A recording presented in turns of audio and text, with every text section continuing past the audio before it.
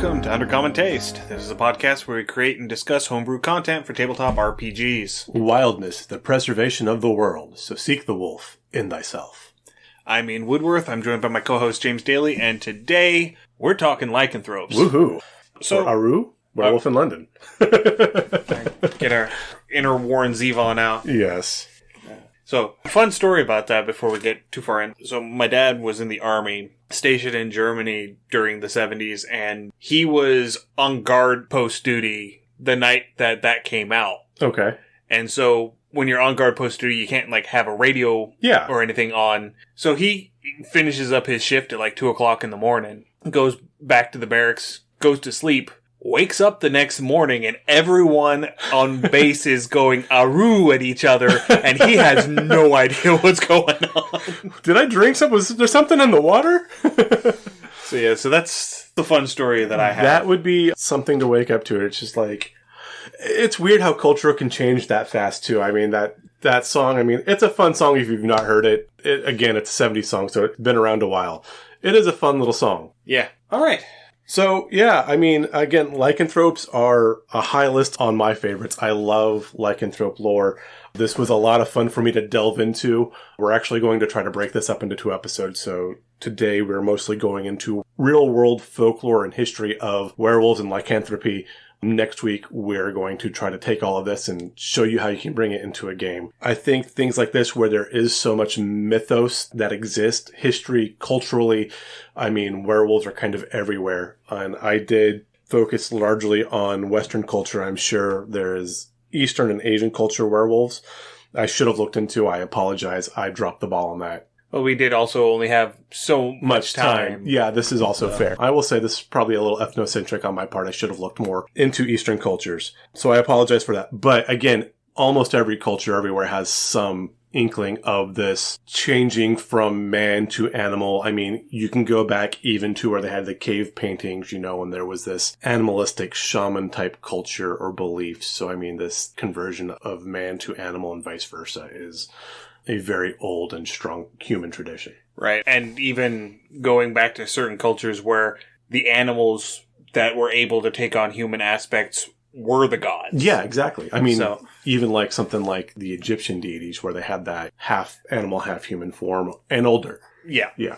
All right. So let's go ahead and start off with a definition. Okay, so a base definition that we're going to deal with 2. One is the medical definition. There is actually a medical term for lycanthropy, and it is someone that believes they are an animal or they possess animal-like qualities.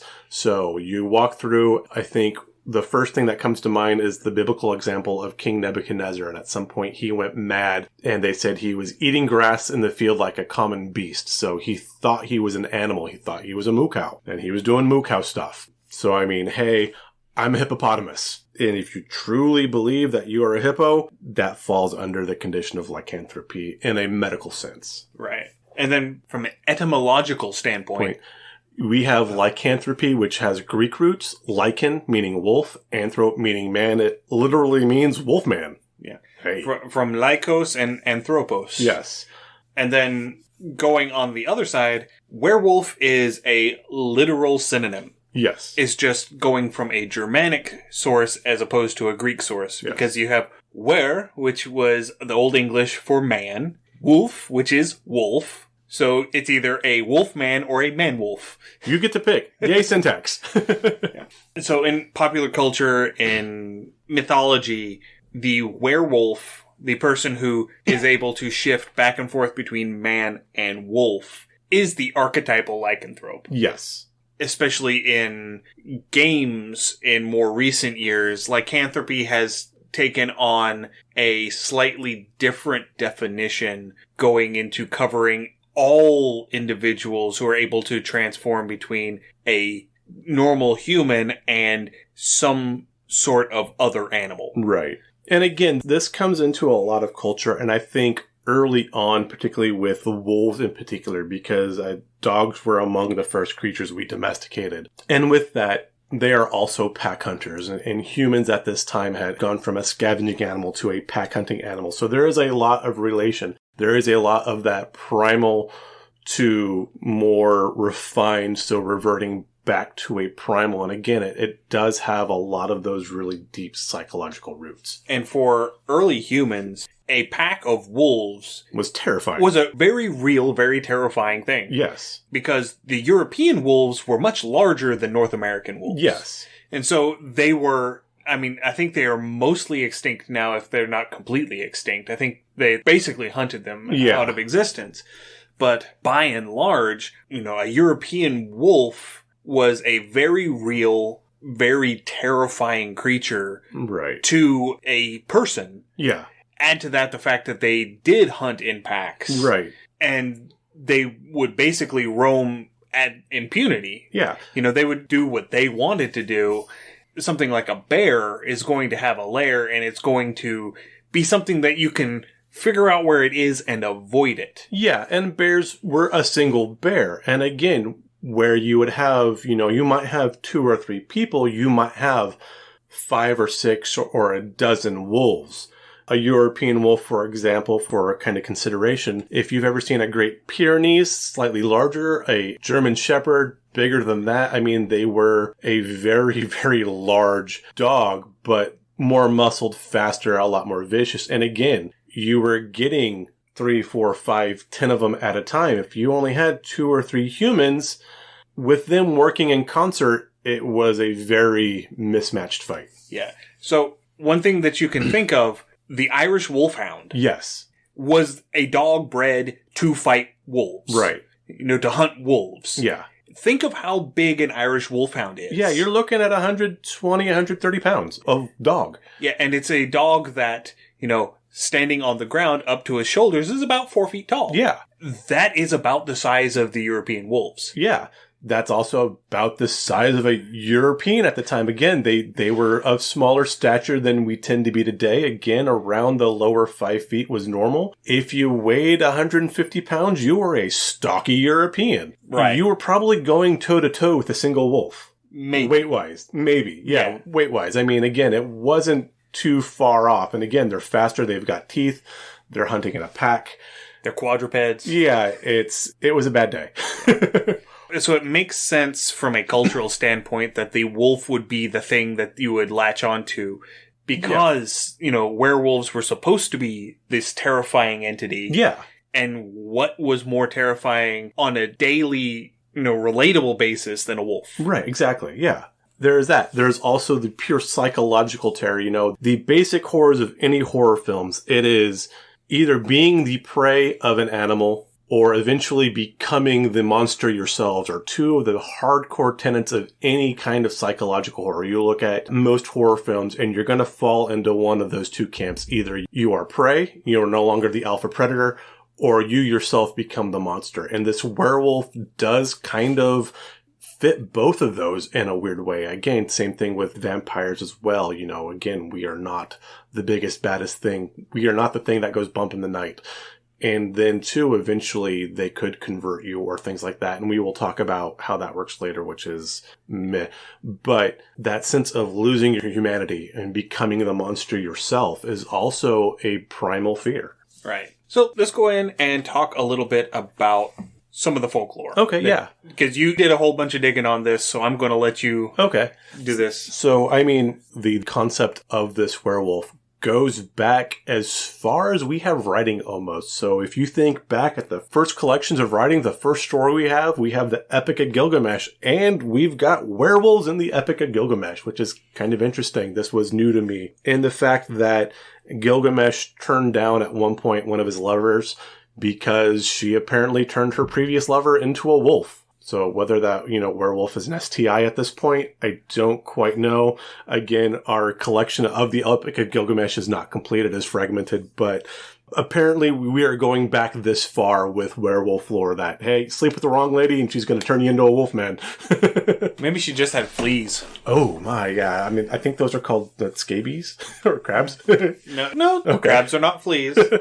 It should not itch and burn when you pee. No, absolutely not. Luckily, they make an ointment for that now. They do, yeah, you can get a shot for that. So, I mean, this was a thing. So, yes, we are going back that far. Again, talking about this weird, well, it's not weird, but talking about the mesh of human And animal form, you do obviously have Anubis. He was not a werewolf. He was a jackal, right? He was a jackal, but I don't believe Anubis was a lycanthrope. He was his own entity. He was his own entity. That is correct. The next earliest form or history I could find with actual, like, a consistent lore is kind of interesting. We actually go to the Greeks now, and I do love me some Greek lore and some Greek history. There was a king Lycan, and he was going to test Zeus, because testing your god is always a great idea. This always ends well. This has never ended poorly for anyone, ever. No. This is, I mean, if you ever have a question of faith, just go ahead and put God to a test, because whatever your god is, or whoever your god or goddess may be, just go ahead and test them. They love that. That's their favorite. They love showing... They love being questioned by mortals. They do, because, I mean, really, we're just on a par with them. But anyway, Lycan wanted to see if Zeus was, in fact, all-knowing. So he took the very sensible step of slaughtering his own son and adding his entrails to the sacrifice that he was offering to Zeus, that Zeus was going to come and eat. Zeus was not fooled. He realized there was, in fact, human entrails in his offering. And in his rage, he transformed King Lycos into a wolf. This is a very strange Greek myth with Zeus, because it does not have Zeus having any kind of infidelity with anyone else. And so to round this out, we are going to say that the queen was now a widow, and I am very certain that Zeus offered certain comforts. Yeah, that seems on brand. Yeah, it really does. Like I said, I honestly questioned if this was in fact a Greek myth, because Zeus didn't sleep with anybody. Because, you know, what is Greek mythology if not Zeus getting down? That is... not inaccurate. No, it is not. Again, it's the whole Facebook meme where you've got the giant tome, Greek mythology, and it's like a little pamphlet. Greek mythology if Zeus kept it in his pants. Right. Yeah. My favorite one of those is the one Avatar The Last Airbender and Avatar If Momo Had a Gun. Yes. Yeah. I love Momo. Momo and Appa are like two of the best. Momo, Appa, and Toph are the three best characters in Avatar. Toph, yeah. Hands down. Uncle Iroh. Uncle Eero's way up there. Yes. Toph and Uncle Iroh are like shoulder to shoulder. But they serve different roles. They serve very different purposes. They do. Both are heroes. Uncle Iroh is there to make you feel better about yourself. Later on, he was kind of a perv in the first season. Well, nah. Yeah, I mean, fair. I mean, even Uncle Iroh matured, which I love that about Avatar. Complete rabbit trail. Yeah. I love how the characters all matured. Yes. Okay. Let's get back before we get caught up on the boulder. Yes. Ian broke me this time. Well, good job. I give you points. The other Greek myth I found, or the Greek folklore would deal with, and I forgot the exact city, but it was actually from the same region that King Lycos was from, that each year this Greek city would select an individual. They would have to leave town, they would have to strip down, leave their clothes on a tree, and swim across the lake. When they reached the other end of the lake, they were thought to transform into a wolf, where they would live for 9 years. And if in that 9 years they abstained from eating any human flesh, they could return to town in a human form. If they ate human flesh, they remained in wolf form. Again, if you know much Greek history, ostracism was a punishment for people who were either too rich or too delicate of a position to execute. So this seems to me like an explanation of why or what happened to someone who they ostracized, but they didn't want to say, hey, we ostracized Joe. Oh, he was selected for this sacrifice and he's got to be a wolf for 9 years. And if he's a good wolf, he can come back, maybe? Yeah. This has a lot of, I mean, yes, Greek myth has a lot of fantasy. This sounds like an explanation for something else that was definitely going on. I can see the correlation between ostracism and this mythos lining up really, really easy. That does make sense. Yeah. So again, there's this, and again, it's this whole thing, but you do tie back to that not eating a human flesh because King Lycos apparently fed human flesh to Zeus, and this was part of King Lycos' punishment.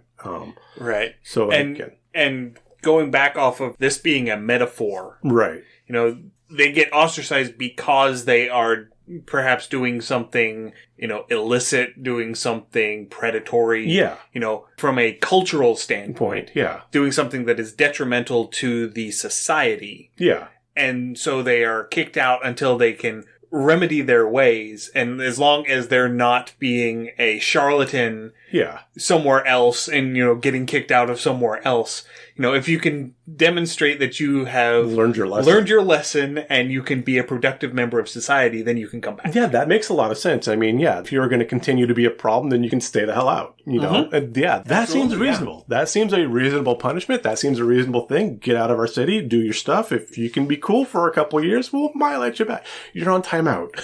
Right, yeah. So does that mean Nora needs like a wolf hat when she goes on timeout? You turn her into a werewolf and stick her in the corner? No, she would enjoy that entirely too much. That would be completely contradictory to whatever the purpose of timeout would be. I get that. Going forward to Roman mythology, which are very similar. You do have Romulus and Remus, who were suckled off of the she-wolf. They were not wolves, but Scipio was a wolf. You do have wolves being very prominent in Roman culture and Roman lore. You didn't have the full converting into a wolf, but again, you had people that wore the wolf pelts. Ian had looked up the thing because I had blanked on the name, the Velitas? The Veles or the Velites is plural. Right.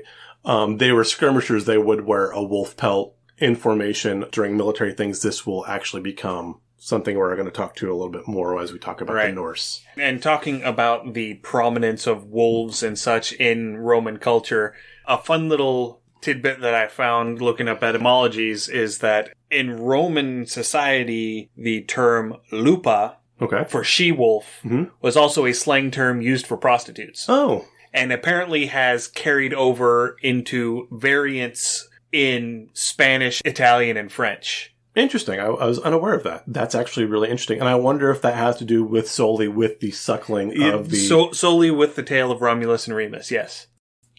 I'm going to let that go. I'm just going to go ahead and let that... Yeah, we're just going to... Not for the podcast. I'm even going to leave that pause, that pregnant silence, stay in. Okay, yeah. Not for the podcast, boys and girls. This is one of those things. I'm going to go ahead and plug the Patreon now, where we've talked about having Patreon exclusive. That thought might wind up on the Patreon exclusive. Maybe. We'll see. We're not going to put anything too incriminating. Exactly. Okay, yeah, just moving on. So again, going through, there was this concept that carries through. Again, there is a lot of similarities between Greek and Roman cultures. With this, there is a lot of understandable similarities between the Roman and the Norse cultures. And now we get this different form of lycanthrope or werewolf. Instead of being cursed by a deity, you have something called the Hexen wolf. And this was actually first brought up with the Volsung saga, which is one of the few actual Nordic mythologies that we have written down, that you could put on a wolf skin, and by putting on this wolf skin would transform you and give you the abilities and fervor of a wolf. So going through, most people know the concept of the berserker, where they'd wear the wolf skin and they'd go out. There was another called the Wolfnar. Ulfnor, there we go. Yes, I actually wrote it down and I still can't pronounce it. Ulfnor. And they wore a wolf pelt in battle. And again, I'm saying, if you're in a melee combat, you're dizzy, you've got mud, blood, and sweat in your eyes, you've got knocked in the head, your ears are ringing, and you see a 6-foot dude in a wolf skin wielding an axe running across your field of vision, yeah, they had a werewolf in their army, dude. You couldn't tell me otherwise. You couldn't tell that was a dude in a skin, sure. Or it was a wolf on 2 legs wielding an axe. Yeah, I'd believe it. Yeah. And actually, typically, with most of the Scandinavian cultures, the berserker was someone who wore a bear pelt. Right. Not a wolf pelt. And it has been commonly misconstrued as being someone who would get into this big fervor and get very reckless and wild and, wailing and gnashing of teeth and foaming at the mouth and all of that. Being invincible. Yeah, exactly. The term berserker was more likely sort of synonymous with like a champion, like a defender. Okay. Like the bear pelt would be the symbol. Okay. Because most of your nobility, most of your jarls and such would have a berserker. Yeah. That would be their champion. That would be the person who fought on their behalf. Makes sense. Granted, this is coming from a video that I watched a while back. Lindy Beige on his channel has it was like a 20-minute video talking about berserkers in Norse mythology. Okay. And Celtic mythology. And the few depictions that they have of the berserker being this almost rabid individual where, they're, chewing on the edge of their shield. Right. And all of that. All of those stories end up with the protagonist of the story shortly after this display of madness killing the berserker. Oh, that's almost a little disappointing. And it's almost more of a sense of, this person got their position not from skill, but because they were the biggest, meanest son of a bitch. They were just a big dumb brute. They were just a big dumb brute. Okay. And so whenever they actually came up against someone who had actual skill, right, they weren't able to perform to their fullest potential. I like that. I like the story, and this kind of, because again, we are a tabletop podcast. When you deal with the thing and that barbarian rages and he rushes off and does something incredibly stupid, and now the cleric's got to heal him. Absolutely, yes. It makes perfect sense. It really does. I kind of wonder, too, in the story if this is where, you have your villain or your enemy and they kind of, level up or they get that extra buff of strength. So it is a more valiant or heroic feat that your hero defeats.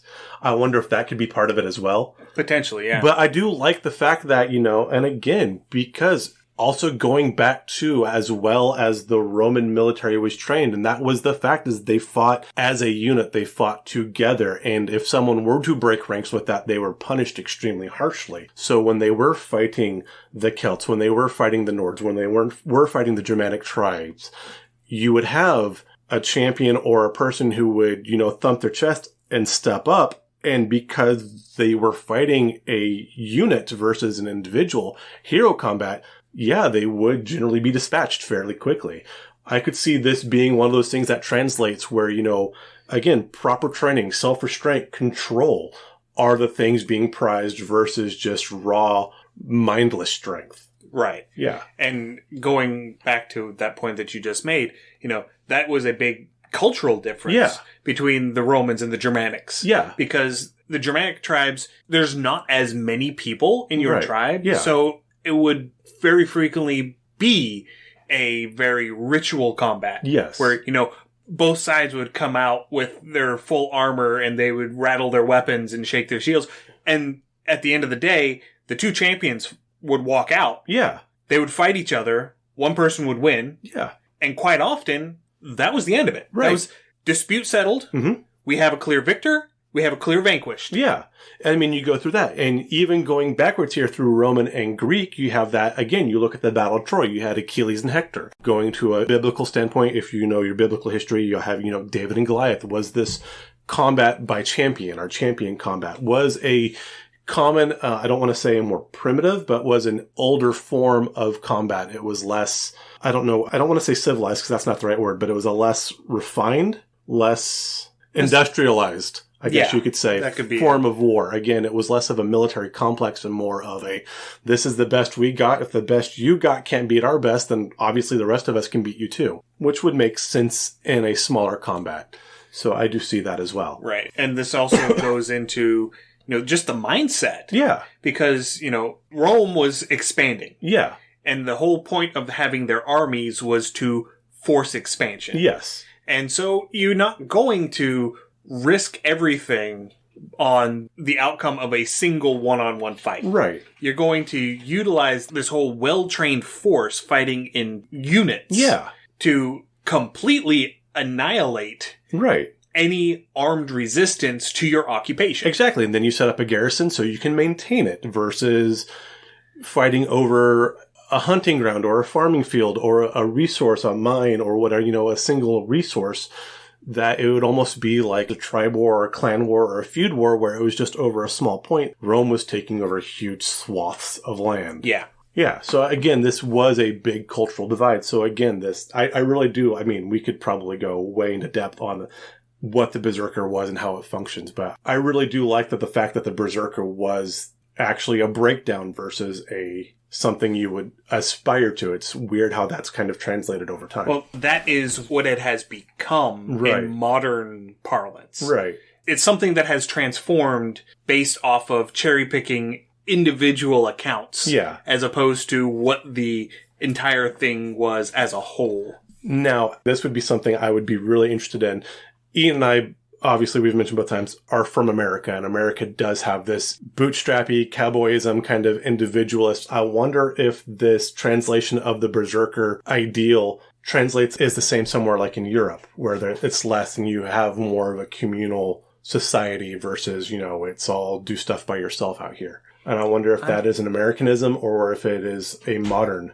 That would be something we would have to look into, but yeah. I'm going to hazard that because this was implemented in games that are primarily originating in America, initially based off of pulp fiction stories that were also primarily written in America. Right. I wonder if, there is that very American influence on that. If we have listeners that are across the pond or would know, I would love to hear from you to see if Absolutely, this is. yes. Yeah, because I am honestly extremely curious about this now. Again, there is a certain amount of cultural or ethnocentricity that you can't break away from unless you take that time to step back and look. I would be really curious to see how that relates. Because I could see that totally being an Americanism, which, again, is interesting and cool because culture and stories do follow culture. Again, looking at the Greeks and the Romans, you have the same type of story. But, again, back onto lycanthropy. Yeah. Going further on, I have found some Celtic stories of lycanthropes and werewolves. They are interesting. There's not a lot. They weren't well collected. I can never pronounce the names, so I don't have a lot. But again, they would transform into wolves for various things, either through skins, kind of like your hexen wolves or different things. The interesting things with these is that sometimes they were either royalty or they were hired by the royalty. They were not mindless beasts. They were strong. They would go hunting when they were in wolf form. They'd call it go-a-wolfing. They were possessed of their mind, so they made their own actions. There was one, and the only time they killed someone is the one werewolf killed his wife and her lover because she was out having an affair and she left him for this other man, and it was considered a justified killing, at that point. But again, so there is Celtic werewolf lore. I wasn't able to get too deep into it, but I did like the fact that even within this lore, they were not bestial. They just had animalistic attributes, but they weren't, chaotic. They weren't evil, which as we get into D&D, you start seeing more of this where you have lycanthropes. They're not evil. They're not chaotic. They have different alignments, which I think is a good reflection of that too. So we keep referencing back to the Dresden Files for a lot of things. Right. And honestly, the book, was it Full Moon? Yeah. Book number 2. Book number 2. That was one of my favorites. Yeah. Even though it happens before he really settles in to the actual making it less episodic, more structured. Right. I really enjoyed that, and it has 3 different types of werewolves in it. It does. And so this Celtic-style werewolf that you're talking about sounds a lot like the alphas. A bit more like the alphas, yeah. Where they are wolves that have a human intelligence. Yes, that would tie in very well. I actually had not put those two together, because he does also deal with the hexen wolves, like I said, where they have the wolf belt. And again, that is very Nordic. And a Lugaru. A Ludogru, which we will talk to in a bit, which the Lugaru is the French version, and it's actually closer tied to the older Greek version where you have this spiritual or deific curse. So going through the French version, the Lugaru was actually also mentioned by St. Augustine of Hippo back in the 5th century. So, I mean, we are dealing with some good old medieval stuff now. And it carries through... almost pre-medieval. Yeah, and it carries through up into colonial America. You had people mentioning Lugarus at various points. But this happened because a person was cursed because they were not a good Catholic, particularly if they had not met religious obligations like confessing. I read one account where if you had not confessed for Easter for 7 years, because 7 being a magical number, you were cursed to become a Lugaru. The curse would last for 101 days. Again, that kind of goes into the whole year and a day thing. If a peasant could run away for a year and a day, a serf was considered free. So again, there's a lot of numerology and magical numbers involved with this as well.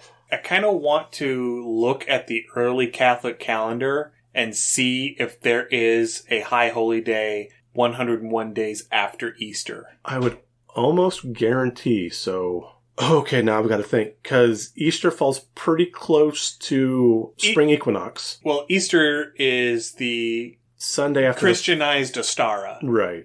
which is the festival of the spring Right. equinox. So, those don't know the reason why Easter, the day of Easter, changes all the time. Easter is officially the first Sunday after the first full moon after the spring equinox. So there's that. And so going March, April, May, June. Be early June. Early June. The Fire Festival is... Yeah, you're almost to midsummer. Yeah, you're almost at midsummer, so that does come really, really close. I am sure there's a holy day that comes just before the fire festivals. I'm going to have to look at this. I would almost be certain. Yeah. Good call, Melanie. Yeah, I didn't think of that when we were discussing beforehand, but yeah. You know, because there has to be a reason for 101. Yeah. Generally, again, it's 100 days, and then the plus one. So again, a year plus one. Right. 100 being a number of completion. Generally, you'd have your centuries. So if you had your rosaries, you'd have 10 counts or 10 decades. And so you'd count that out. So you count that off a rosary would generally be 100 beads, which were also a counting tool like an abacus. Okay. Because you didn't carry calculators with you back then, you had your rosary. So, and again, it would be easy to track too, 100, because it would just be a full rosary. Okay. There's a lot of different things with old cultural lore. Like I said, I love this kind of... Again, listeners, if you know more, if you're Catholic and you know more about the Catholic holy days, please let us know. We'd love to delve more into this. You can fill me with folklore and mythos and religious metaphysics all day. I love it. And please do correct us if we're wrong. Yes, absolutely. Because I am not infallible. No, I am not the Pope. I would love to be the Pope for 2 weeks. This is a completely different story. Again, different rabbit trail. 2 weeks as the Pope needs to happen. I could be a cardinal. Okay. Oh, you've not heard about this? No. So the Pope can choose secret cardinals. Oh. Yes, I've heard about that. Yes, who can... Basically, they are cardinals for as long as the Pope is alive. And he doesn't have to tell anybody that they're a cardinal. Oh. And if the Pope dies without making it official that you're a cardinal, then you're no longer a cardinal. Oh. Your office dies with the Pope. Well, I mean, hell, I'm a cardinal then. Yeah. I may or may not be a cardinal. I can't prove it otherwise.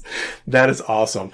I need to add that to my resume. I may or may not be a Catholic cardinal.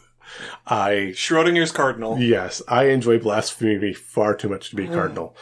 Anyway. Yes. Back on topic, werewolves. Yes. So the loup-garou, while you had this deific curse, there was only a single cure for the deific curse for this cardinal. Loup-garou. The loup-garou. Yes. Wow. Being cursed as a cardinal is something completely different. Tweet. So if you were a loup-garou, there was only one cure for loup-garou. Someone that knew you previously before you had transformed into this wolf creature would have to recognize you and draw your blood. But at that point, they could not mention it. And if either of you had mentioned this, then you both would eventually revert back into a loup-garou. So it was this weird secret thing too. So maybe it was like a secret cardinal. Maybe that's... Potentially. Yeah. But that is also a fairly common thing in a lot of folklore, is that, somebody transforms into something. If somebody else is able to cure them, right, they have to keep it secret. Or otherwise it reverts. Yeah. And I like the fact that it doesn't revert for the one person, it reverts for both. So now they've got this shared secret. So now they are forever linked with, knowing each other's secret. Yeah. Or, this could be like a metaphor for, being in the closet. Very potentially. I mean, that would make a bit of sense. I mean, hey, I know your secret, you know my secret type thing. It's like the difference between Methodists and Baptists is that Methodists can say hello to each other in the liquor store. Yes. Another silent pause. Yes, another pregnant pause. We're going to keep moving on. Yes, okay. So going through, I did find one thing doing my research that it really broke my heart. This wounded me so very deeply. Speaking of Americanisms in our folklore. Yeah. So I love, as far as lore, have always been fascinated with this rivalry between vampires and werewolves. It always seemed very primal, very vicious, and I'm like, yeah, and I was really looking forward to seeing where this lore started. Oh my God, what's the root of what started this huge feud? Werewolves and vampires, and oh my, this is gonna... Universal Studios. Yep. 1940, boys and girls. Universal Studios wanted to do a crossover. Werewolf meets the Wolfman meets Frankenstein versus Dracula. That's where it all starts from. I was crushed.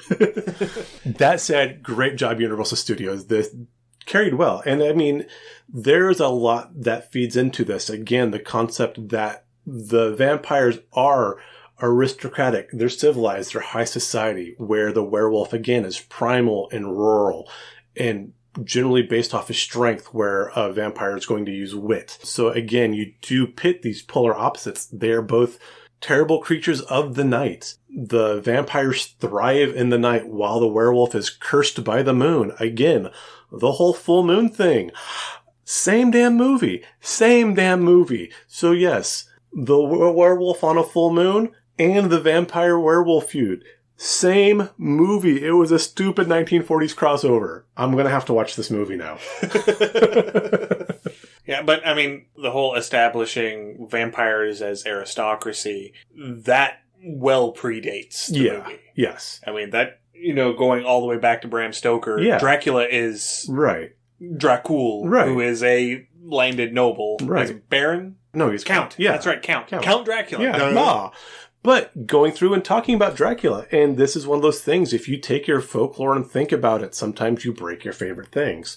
So, looking at Dracula, Dracula was able to take a wolf form. He had a bit of this lycanthropy in his own right. So it is kind of strange that there would be a feud between vampires and werewolves, since vampires could themselves turn into wolves. Again, delving back into some Greek mythos and then some Eastern European legends, there was a thought of a creature called a revenant, which was created if you improperly destroyed a werewolf. So if you just killed a werewolf and left it out or buried it and did not properly dispose of it, it would rise at night as a blood-drinking monster, which is extremely similar to a vampire. In fact, some people think that the vampire mythos and the revenant mythos, one sprung from the other. So if you were to kill a werewolf, you had to burn and dispose the body.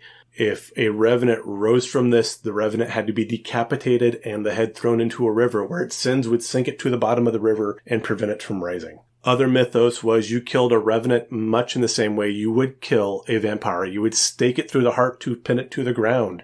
You would burn it. You would salt it. You would otherwise put rocks on its chest or in its mouth to prevent it from rising from the grave once it was dead. So and that seems perfectly legit to me as a precursor for modern quote-unquote vampire lore. Yeah, and so again, it's weird. So as much as I love this vampire-werewolf feud, because I always thought that was great lore, and I will also tip my hat to White Wolf Games because they really built on that as well. Yeah, completely a modern fabrication. And again, the werewolf and the vampire actually have a lot more in common going back through the myths than current. So, yeah. All right. So, I mean, that brings us up pretty much to modern times and what we got. So, again, there is a lot to do. We've discussed how one thing I did forget with the loup-garou. There is a Caribbean version of the loup-garou as well. And I don't know a lot of this. I only saw a touch on it. But with the Caribbean, where there was a lot of influence from African and French cultures blend. So you have that, again, with the Creole in Louisiana and through the Caribbean. There was a Caribbean loup-garou that was made via a Caribbean curse or a African magical curse, but their loup-garou could fly. And a flying werewolf is just a little terrifying. Yeah, and I get that because the combination of, the French and then the African slave population, those cultures mixing. Yeah. It's only natural that their mythologies would start to mix as well. Yeah, I mean, it makes perfect sense. And I mean, honestly, culturally, cuisine, there's a lot of really awesome things that have come from that. And I love, even historically, I love when cultures start to intermix because you do get these wonderful creations. Art, culture, architecture, science, lots of things comes when cultures start to mix. So I do love that. But going through, like I said, this is what I had found folklore-wise. So as we next week start talking about, or not next week, but in 2 weeks, start talking about how to bring these to the games, we're going to bring these issues and these ideas up because these are great ways and great story prompts to bring things to your table, or ways you can put a twist on your game or plot devices so you can actually use these as mechanics. I love the idea of using real world history and lore for your games because there's so much depth there already. Absolutely, yeah. And, going back to some of our previous episodes, there was, whenever we were talking about one of the lower planes, I think it was Carcerai. I need to know more where you're going to pick. With the one with the earth moats. Was that Carcerai or was that No, Gehenna? Gehenna. Carcerai was the one with the jail. The one with Earth Motes was... I think it was Gehenna. Yeah. But there was an instance where, there was one of the layers with the frozen wasteland. Yeah. And there were ice wolves, the winter wolves that would patrol. Right. And those specifically, if you were to kill them and properly treat the hide, you could wear it to turn into a and exactly. wolf. And that would be exactly a Hexenwolf. And this ties back into our Nordic lore. Yeah. So there are tie-ins to all of these throughout. And so next time we're going to be talking a little bit. We're not going to go into a whole lot of detail on the history behind the various lycanthropes within D&D lore, but we are going to pull some examples from older editions of D&D and talk about some of the variants. Right. So we're going to, the more popular ones, especially in 5e, the werebear, wereboar, were-rat, were-tiger. Yeah. Some of the other lesser-known variants from older editions like the were-jackal. Always fun. Were-panther. Okay. Were-sharks. Oh my. There are a lot of things. And then talking about how to take some different creatures and make your own custom lycanthropes. I would love that. Speaking of were-sharks, do you remember it was like a late 90s cartoon where they tried to do Teenage Mutant Ninja Street Turtles? Sharks? Yes, Street Sharks. Yeah, Jassa. But again, too, and as we said last week, talking about the OGL, I do want to touch. The OGL has thankfully been sorted out in what seems to be a favorable way. This said, we still do want to promote TTRPGs in general and game creations. And so while we do talk about lycanthropes and we will show where a lot of this D&D lore comes from, using this real world mythology and lore or using it to build your own, you can bring these into your own system and create your own games or your own platforms or your own modules. So again, we will try to sit there and try to give some direction on that as well. Yeah, the immediate use that I can see is Monster of the Week. Yeah. Using this to flavor a lycanthrope monstrous handbook. Yo, yeah, that'd be great. Because the monstrous is one of the playbooks in Monster of the Week, and the variants are, werewolf, vampire, there's a couple other ones. Right. But yeah, using these differences, using these options to try and flavor your monstrous playbook, that sounds really cool. It really does. And again, because there is so much story already laid out, if you just, again, I cannot Amazon, buy a book, get a library card, visit your local library, because Lord knows your library needs all the support it can get. And information's there, and you can build so much. Online and research if you don't want to go to your library, but the information is easily accessible, and you can do so much with it. All right, I think that brings us to the end of today's episode. It does, yeah. And then next time we will be talking a little bit more about, specific lycanthropes in TTRPGs and how to mechanically adapt that a little bit. Right. From, taking the folklore and converting it Putting it on the table. Yeah. So thank you everyone for listening today. If you have any comments, suggestions, or ideas, please send us an email, undercommontaste@gmail.com, or send us a direct message through our Twitter account @UCTHomebrew. You can also find us on Instagram, Facebook, TikTok, YouTube, Twitch, and Mastodon @UndercommonTaste. We are on Patreon, patreon.com/undercommontaste. That's where we put all of our write-ups. I just finished up Forever Home, my solo journaling RPG about the perils of home ownership.